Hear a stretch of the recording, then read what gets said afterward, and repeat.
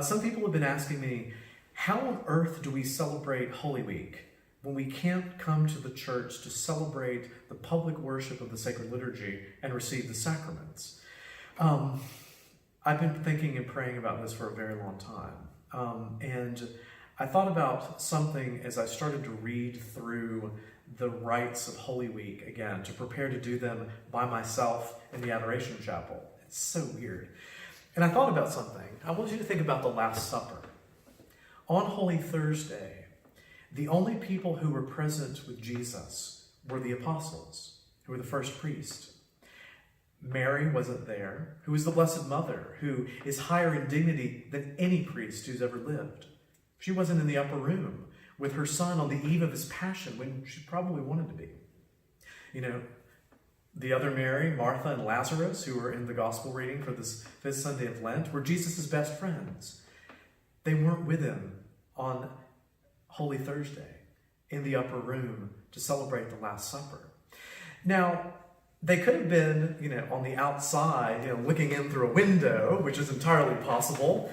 We've had people here at Prince of Peace who have, been sneaking around and, trying to be as physically close to the Eucharistic celebration as possible, which is just so incredibly beautiful. But I think about the fact that on the first Holy Thursday, it was only Christ and his priests who were present, at least physically. But all of those other disciples, they may not have been physically present, but they knew that there was something happening, and they were united in it in some way. This Holy Thursday, we have an opportunity to live Holy Thursday like it was the very first one. I also think about Good Friday. Think about on Good Friday, when Jesus is on the cross, it's only the Blessed Virgin and St. John, the beloved disciple, who were with him. Now, St. John had been there the night before at the institution of the Most Holy Eucharist and the priesthood. He had been at the Last Supper, but Mary wasn't. At the cross, John, representing the ministerial priesthood, is present, and Mary, who represents the common priesthood of all of the baptized faithful. They were both there at the cross, but nobody else was. There were some Roman soldiers, there were people there who were looking on, but not the rest of Jesus' friends, not at least that the Bible records.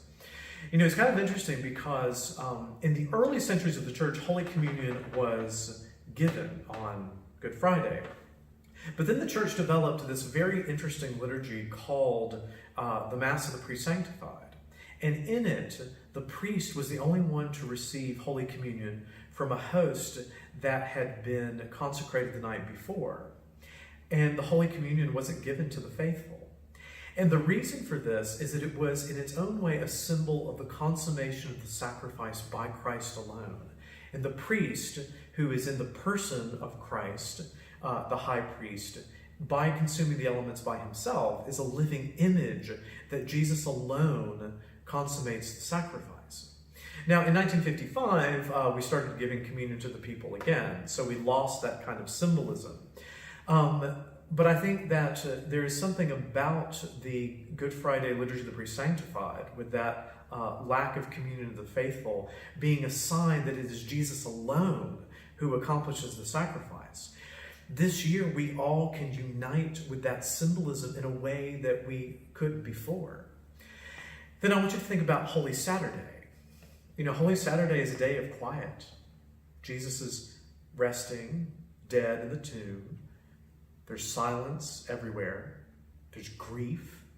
The Blessed Virgin and the disciples are all totally scattered. It's complete chaos. They don't know what's going to happen next. They know that Jesus said something about, destroy this temple and in 3 days I will raise it up. Did they know it was going to happen?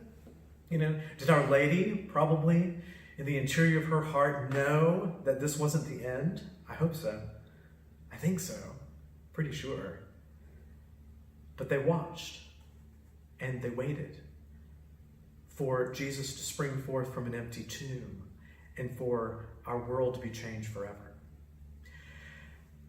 We're living in a very long commemoration of Holy Saturday.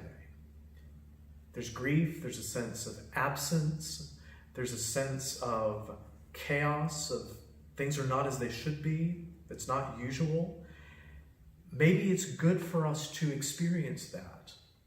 The interesting thing is that, we tend to think of Holy Saturday from the point of view of those who are around Jesus, experiencing his absence. We come into church and the doors of the church are flung open and there's nothing that we can even feast our eyes on like we normally would. But think about what our Lord was doing during that time period. Okay, his soul was liberating the people who had been waiting from the beginning of the creation of man for heaven.